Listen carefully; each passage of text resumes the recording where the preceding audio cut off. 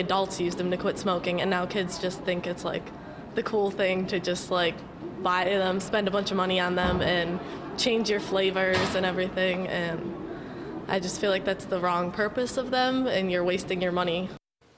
E-cigarettes getting more and more popular with teens. There's a national survey here that found 2014 was the first year teens used more e-cigs than tobacco cigarettes. So News 4's Lou Raguse told us more about e-cig use in schools in Western New York in his special report yesterday. But now here in the studio we have Director of Erie Niagara Tobacco Free Coalition, Anthony Billoni, to talk about the impact here in Western New York.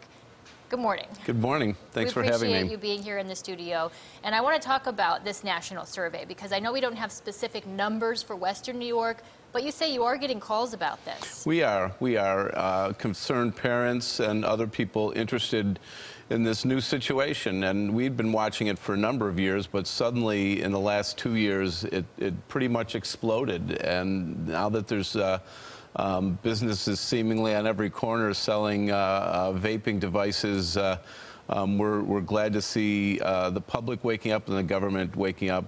And the public waking up means they have a lot of questions. And from Roswell Park's standpoint and from a tobacco control standpoint, we don't see cigarettes on the helpful side. To help adults quit smoking, it's another piece in the mix.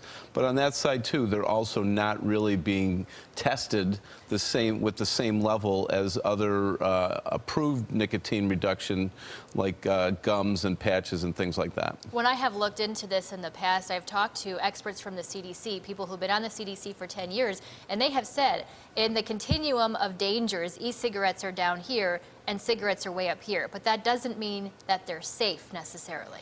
That's correct. And again, the newness of them, the lack of testing of them, which is what leads the folks at Roswell to be very qualified in saying that they might have some value in helping folks, but there's just so much about them that mirrors the act of cigarettes. Your report yesterday was really illuminating, showing the lure that kids can see in this, is that it's this sort of high-tech, exciting, cool device, you know, like sort of like an iPhone.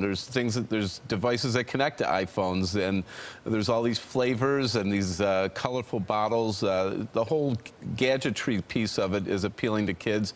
The problem is they're getting exposure to nicotine, where today kids and tobacco, the majority of them say, hands off, I don't want it. But now they're getting this exposure to nicotine where maybe they wouldn't have before. Absolutely, and the national stats are showing that. We have News 4's Lou Raguse's special report on our website. If you haven't seen it yet, it really is eye-opening. So just go over to WIVB.com to learn more about what he found out about. And I thank you so much for being in the studio today. Thanks for having me.